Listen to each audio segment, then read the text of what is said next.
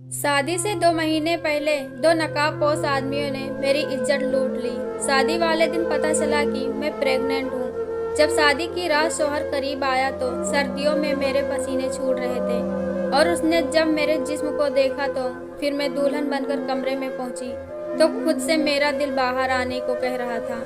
निकाह से लेकर आज रुखसती तक मुझे एक ही खौफ था कि मेरा शौहर मेरी सच्चाई न जान ले। डर डर कर मैंने वक्त गुजारा था और वह घड़ी आ गई थी जब मेरा सामना मेरे शौहर से होना था और मेरा शरीर पूरी तरह कांप रहा था कि अगर उसने मेरी सच्चाई जान ली तो क्या होगा। वह सच्चाई जो दुनिया वाले तो एक तरफ, मैंने अपने घर वालों से भी छुपा ली थी। दरवाजा खोलने की आवाज पर मेरा जिस्म कांपने लगा। मेरा शौहर चलता हुआ मेरे पास आया और मुझे देखने लगा। मुझे उसके यूं देखने से भी खौफ आ रहा था। मेरा शौहर मेरे सामने बैठा और मेरा घूंघट उलट दिया। मैं इस वक्त बाकी दुल्हनों से शर्माने की बजाय खौफ से कांप रही थी। मेरे शौहर मेरी तारीफ करने लगे और मेरा दिमाग चकरा रहा था। हालांकि मेरे शौहर ने मुझे पहले भी देखा हुआ था। हमारा निकाह शादी से 3 माह पहले ही हो चुका था, बस रुखसती 3 माह बाद हुई थी। निकाह के वक्त मेरे भी दिल में बाकी लड़कियों की तरह बहुत से अरमान थे और मैं शर्म आई हुई थी। सहेलियों की छेड़छाड़ सुन रही थी। अपने शौहर की मैंने बस एक ही झलक देखी थी और मेरा दिल धड़क उठा था। हालात वही रहते तो यकीनन आज मैं भी शर्माते हुए या तारीफें ले रही होती, मगर 1.5 माह पहले मेरे साथ जो हादसा पेश आया उसने मेरी दुनिया उजाड़ दी थी। मेरा दिल जीने और दुनिया से ही उड़ गया था। मैं हर पल डर से गुजरती। मैं जहाँ पहुँची थी आज जब मैं पूरे हक से उनके पास आई थी तो मेरा दिल खौफ से धड़क रहा था। मेरे शौहर मुझसे बातें करते रहे और उनकी नज़रें मुझको अजीब सी घूरती रहीं। बातें करते हुए उनकी नज़र मेरे वजूद पर पड़ी तो वह ठिठक गए थे। मैं उनके ठिठकने पर सहम गई थी। उन्होंने मुझे गौर से देखते हुए बहुत अजीब सी बात कह दी जिसने मुझे फिर से सूली पर लटका दिया था। मुझे लगा उन्हें मेरा राज पता चल गया है, मेरा वह हकीकत जो मैं उनसे छुपा रही थी। शायद वह जान गए थे, मगर मुझे तब हैरत हुई जब उन्होंने सच कर दिया और कहा कि मैं थक गया हूँ और यकीनन तुम भी थक गई होगी और कपड़े बदल कर सो जाओ। मुझे कहने के बाद वह सो गए थे और मैं अपनी जगह बैठी रह गई थी। अजीब इंसान था, उसने मुझे छुआ ही नहीं। मुझे इस बात पर परेशानी हो रही थी। मेरा दिल बहुत भारी हो रहा था। मैंने कपड़ा बदला और बेड पर लेट गई, मगर मेरे दिमाग से यह बात नहीं जा रही थी कि पहली ही रात मेरे शौहर ने मुझे सोने के बजाय इधर उधर की बातें की थी। पूरी रात मैं यही सोच में सो नहीं पाई। अगले रोज वलीमा था और मैं बड़े मुश्किल से अपने चेहरे पर मुस्कान सजाए बैठी थी। आज भी सबने मेरी बहुत तारीफ की, वैसे भी मैं बहुत खूबसूरत लड़की थी। फिर शादी के हार श्रृंगार ने मेरे हुस्न में 4 चांद लगा दिए थे। मुझे यकीन था कि आज मेरे शौहर देखने के बाद खुद का हक जताने से नहीं रोक पाएंगे। मैं डरी हुई भी थी, मगर मैं चाहती थी कि वह मेरी तारीफ करें और अपना हक वसूल करें। इस रात मुझे ज़्यादा इंतजार न करना पड़ा। मेरे शौहर कमरे में आए और उनका मिजाज भी बहुत अच्छा हो रहा था। मुझे थोड़ा बहुत डर भी लग रहा था, लेकिन मैं मुंतजिर भी थी। लेकिन मुझे उस वक्त भी झटका लगा जब मेरा शौहर ने यहाँ वहाँ की बातें करके सोने की बात की और खुद भी सो गए। मैं सदमे में गिरी बैठी थी। क्या मुझ में इतनी भी कशिश न थी कि मेरा शौहर मुझे देखता? मेरा दिल बहुत तेज धड़क रहा था। मेरी हालात बहुत अजीब सी हो रही थी। पहले भी मेरे सर पर खौफ सवार था कि कहीं मेरे शौहर को मेरी हकीकत न पता लग जाए। ऊपर से मेरे शौहर का अजीब रवैया मुझे बौखलाहट में डाल दिया था और इसी पर नहीं हुआ था। मेरे शौहर बहुत अच्छे इंसान थे, मुझसे बहुत प्यार से पेश आते, मगर उन्होंने पूरा महीना गुजार दिया। रिश्ते की बुनियाद न रखी थी। मेरे नस पर बहुत गहरा असर पड़ा था। मुझे फिर से अपने साथ हुए हादसे के ख्वाब रातों को जगाने लगे। मेरी हालात दिन ब दिन बिगड़ती जा रही थी। मैं पूरा दिन डरती रहती। धीरे धीरे शादी को 3 महीने हो गए तो मेरी साख बदलने लगी और मुझे यही ख्वाब था। मैं चाहती थी इस हालत से मेरे शौहर से मजबूत रिश्ता बन जाए, मगर ऐसा ना हो पाया था और यकीनन अब मेरी हकीकत खुल जाती। मैं लगातार टेंशन में रहने की वजह से मेरे दिमाग की हालत खराब हो रही थी। एक दिन मेरी तबीयत बहुत बिगड़ गई थी तो मेरे शौहर मुझे डॉक्टर के पास ले गए और डॉक्टर ने भी मुझे वही कहा जिसका मुझे डर था।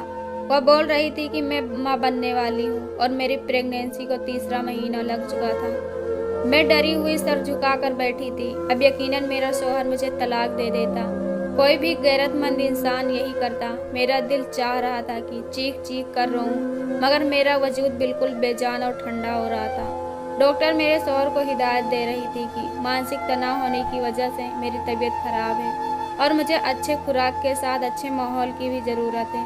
वह नहीं जानती थी कि मेरा नाजायज बच्चा है। मेरी आंखों में यह हादसा किसी फिल्म की तरह चल रहा था। 3 माह पहले अपने निकाह से तकरीबन 1 माह बाद में अपनी यूनिवर्सिटी जा रही थी जब मुझे 2 नकाबपोश आदमियों ने अगवा कर दिया। मैं इस वक्त एक सुनसान बियाबान जंगल में थी, इसलिए मेरी चीखों पुकार से भी कोई फायदा ना हुआ था और वह लड़के वही किसी करीब जगह पर ले जाकर मेरी बेबसी का फायदा उठाते हुए मेरे साथ ज्यादती करने लगे थे। मैंने बहुत फरियाद की मगर वह बहरे हो चुके थे। मैं चीख चीख कर रोना चाहती थी मगर मेरी आवाज़ दबा ली गई थी। मैं कुछ नहीं देख पाई, ना मैं कुछ ज़्यादा जानती थी। मुझे बस इतना याद था कि एक लड़का जिसने मेरे साथ ज्यादती की थी, उसके चेहरे पर ब्लैक कलर का मास्क चढ़ा हुआ था और उसके शर्ट पर अजीब सब कुछ लिखा हुआ था, मगर यह सबूत ही बाद में उन्हें तलाश करने के लिए काफ़ी नहीं थे। और कुछ देर तो मैं वहीं पर बेहोश पड़ी रही। मुझे लगा कि मैं मर जाऊंगी और अगर ना भी मरी तो मैं जीना नहीं चाहती थी। कुछ देर बाद इन नकाबपोश आदमियों ने मुझे फिर से उसी जगह पर जाकर छोड़ दिया जहाँ से वह मुझे उठाकर ले गए थे। मैं खुद को संभालती रोती धोती घर पहुँची तो घर में मेरी छोटी बहन के अलावा कोई नहीं था। मैं अपने कमरे में जाकर बंद हो गई और फूट फूट कर रोने लगी। मुझे गम और परेशानी से बुखार हो गया था। रातों को मैं डर जाती और मुझे ख्वाब में वह नकाबपोश नजर आने लगे थे। मैं अपनी चीखों दबाकर रोते से सकते रात आंखों में काट लेती, मगर कभी किसी को बताने की हिम्मत न कर पाई थी। घर वाले मेरा पूरा ख्याल रखते रहे और लगातार 1 हफ्ते बीमारी ने मेरे चेहरे की रौनक छीन ली थी। फिर आहिस्ता आहिस्ता मैं संभलने लगी, मगर इन सब में वह किस्सा दब गया जो मेरे साथ हुआ था। आहिस्ता आहिस्ता मैं अब इस परेशानी से निकलने लगी थी और मेरे दिल से यह डर भी अब निकलने लगा था। मैंने घर वालों से यह बात छुपा ली थी और खुद को संभाल लिया, मगर कुछ वक्त बीता तो मुझे अपने आप में कुछ बदलाव दिखने लगा। अक्सर मेरा सर चकराने लगता और मुझे पलटी होने लगती। मुझे डर था कि कहीं यह सब उस रोज हुए हादसे का नतीजा तो ना हो। मैं चुपचाप कॉलेज से ही एक लेडी डॉक्टर के पास गई और चेकअप करवाकर मैंने शिद्दत से दुआ की कि ऐसा ना हो जिसका मुझे डर है। और शायद खुदा को यही मंजूर था जो मेरी रिपोर्ट में यही आया कि मैं प्रेग्नेंट हूँ। मैं बहुत रोई। मैं अब कहाँ जाती, मैं किससे अपनी परेशानी बताती और कौन मुझ पर विश्वास करता। मैं जानती थी मुझे ही गुनहगार समझा जाता। घर आकर मैं चुपचाप रहने लगी। घर में अम्मी अब्बू दोनों जॉब होल्डर थे और छोटी बहन न समझती, इसलिए मेरी हालात को बीमारी तस्वर कर लिया गया था। मेरी जिन्नी हालत बदतर होती जा रही थी। फिर मेरी शादी का शोर उठा तो मदर सी गई। क्या मेरा शौहर मुझ पर यकीन करता? कभी नहीं। वह मुझसे रिश्ता तोड़ देता और मैं हर किसी में बदकिरदार मशहूर हो जाती। मैं डर गई थी और जब शादी हुई तो मैंने सोचा था कि शादी के बाद मेरे शौहर से कह देती कि मैं प्रेग्नेंट हूँ और जब बच्चा होता तो उसे 7 माह का साबित करके यह मामला दबा देती, मगर यहाँ भी किस्मत ने मेरा साथ न दिया और मेरे अजीब शौहर मुझसे मोहब्बत के दावे करके मेरा इतना ख्याल रखकर मुझसे फासले बनाए रखते थे। अब डॉक्टर ने हकीकत खोल दी थी। अब मैं अंजाम जानती थी कि घर जाकर मेरे शौहर मुझे बुरा भला कहेंगे और बदकिरदारी का इल्जाम लगाकर मुझे तलाक दे देंगे। इन 3-4 माह के मानसिक तनाव ने मुझे कमज़ोर कर दिया था और मैंने जहनी तौर पर अपने सारे इल्जाम और खुद को तलाक ले लिया था। हम घर पहुंचे तो मेरे शौहर मुझे कमरे में ले गए। मैं खुद को शोर शराबे के लिए तैयार कर रही थी, मगर मेरे हैरत की इंतहा न रही जब दोपहर से शाम और शाम से रात हो गई, मगर मुझको मेरे शौहर ने कुछ न कहा, बल्कि वह मुझे आराम करने के लिए कहने लगे। मुझे लगा कि मैं ख्वाब देख रही हूँ। आखिर कोई मर्द इतना कमजोर कैसे हो सकता है? वह अपने उस बीबी की प्रेगनेंसी का सुन चुके थे जिसको उन्होंने छुआ तक नहीं था, फिर भी वह खामोश थे। ऐसा कहाँ मुमकिन था? मुझे डर बहुत था, लेकिन उन पर रस बहुत आ रहा था और मैं दिन भर दिन उनकी मोहब्बत में गिरफ्तार होती जा रही थी। मुझे यकीन होने लगा कि वह जिस मोहब्बत के दावे करते थे शायद वो सच्चे थे। वक्त गुजरता जा रहा था और वह मेरा हर तरह से ख्याल रखने लगे थे। मेरे लिए फ्रूट्स लाते, दूध भी अपने हाथों से बनाते। मैं इस सब को उनकी मोहब्बत समझती रही, लेकिन फिर भी मुझे कभी कभी उन पर शदीद हैरत होती थी। उनका इतना ख्याल रखने पर मुझे दोबारा कोई दिक्कत न हुई थी। और मैंने प्रेगनेंसी का सारा वक्त सुकून से गुजारा था। और फिर मैंने शादी के 7 माह बाद एक सेहतमंद बच्चे को जन्म दिया। मुझे इस बच्चे की किस्मत पर भी अफसोस हो रहा था, जो नाजायज बच्चा था और उसके किस्मत में शायद बाप की मोहब्बत नहीं थी। सच तो यह था कि मुझे भी उस बच्चे से ज़्यादा मोहब्बत या लगाव नहीं महसूस हो रहा था।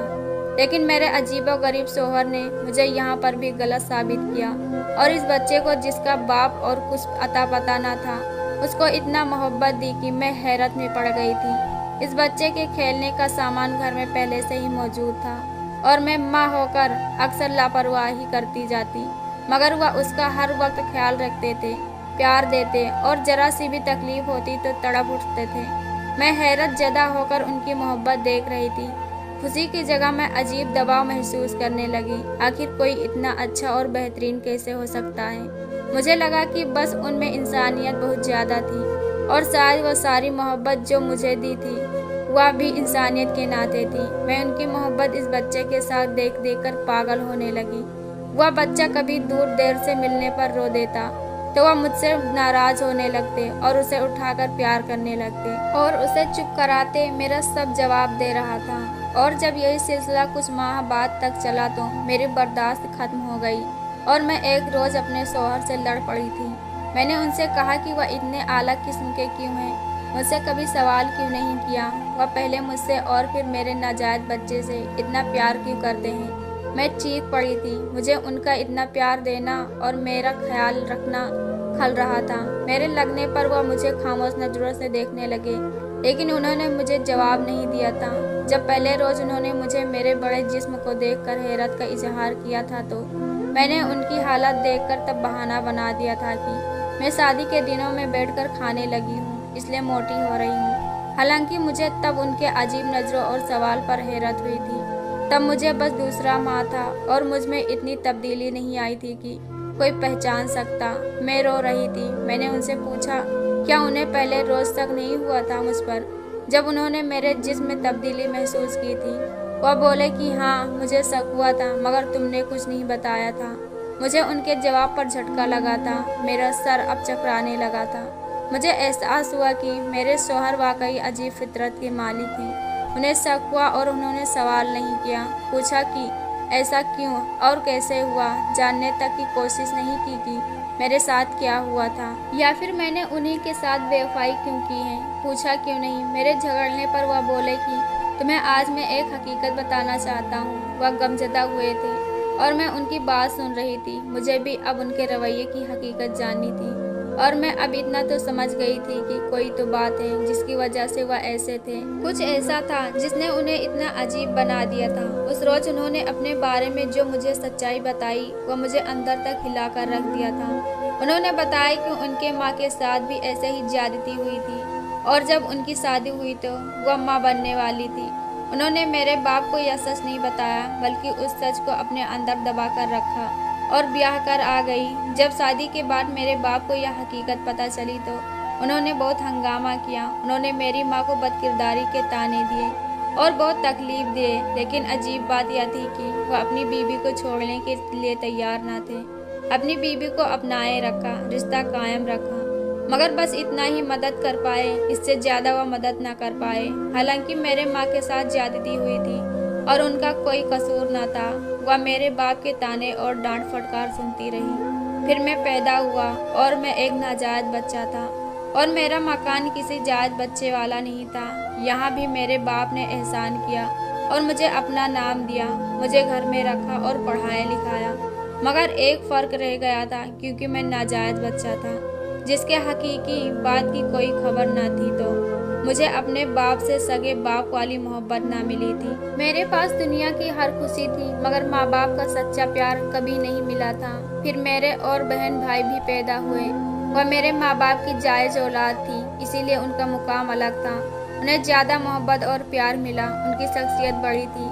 मैं यह फ़र्क देख देख कर बड़ा हो रहा था और मेरे अंदर नफरत होने लगी थी। मेरे अंदर बहुत सी बुराइयाँ जन्म ले चुकी थी। मेरे अंदर औरतों के खिलाफ जहर भर गया था। मैं अपनी माँ से अक्सर लड़ता रहता। मुझे अपनी माँ से यही गिला था कि जब शादी से पहले उनके साथ ज्यादती हुई तो उन्होंने मेरे बाप को क्यों नहीं बताया? उन्हें चाहिए था कि अपने होने वाले शौहर को पहले यह सच्चाई बता देती, उनको फैसले का हक देती। फिर नज़र में मेरी माँ के शौहर का कोई कसूर नहीं था।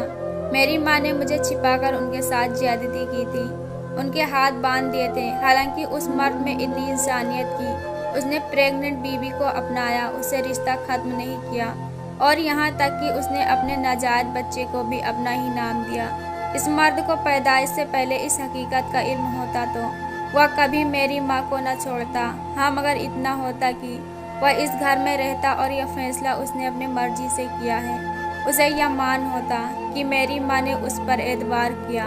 मेरे शौहर बोल रहे थे और मैं जैसे बर्फ की तरह जम चुकी थी, यानी मैंने अपने शौहर की माँ वाली किस्मत पाई थी।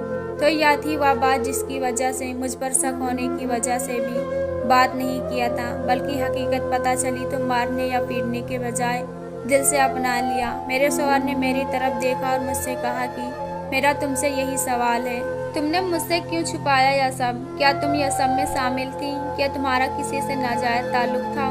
मैं उनके सवाल पर तड़प उठी थी और मैंने अपना सर हिलाकर इनकार किया और उन्हें बताने लगी कि ऐसा कुछ नहीं। मैंने कसम खाई और कहा मैं बेकसूर हूँ। मैं उन नकाबपोश आदमियों को नहीं जानती, लेकिन शक्ल तक नहीं देखी। मैंने कहा मेरे दिल में अगर कोई था तो वह मेरा शौहर था।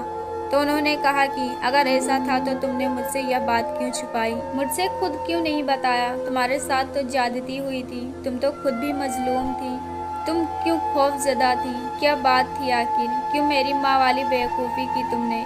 मैं उनके सवाल पर लाजवाब हो गई। मैं क्या बताती कि औरत सिर्फ इल्ज़ाम तलाशी से डरती है और यही वजह थी मुझ पर यकीन नहीं किया जाएगा, यही डर था।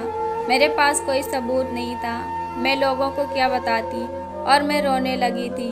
तब तक मेरे शौहर ने आकर मेरे हाथ पकड़ लिए और कहा कि अब याद रखना मुझे तुम पर भरोसा है और अब ज़्यादा मत सोचना। उनकी यह बात सुनकर मेरे आंखों में फिर से आंसू आ गए थे और मुझे लगा कि मैंने आज सब कुछ पा लिया है। दोस्तों, यह कहानी आप लोगों को कैसी लगी कमेंट बॉक्स में ज़रूर बताएं। वीडियो को लाइक करो, चैनल को सब्सक्राइब करो। हम ऐसी कहानी आपके लिए लाते रहेंगे।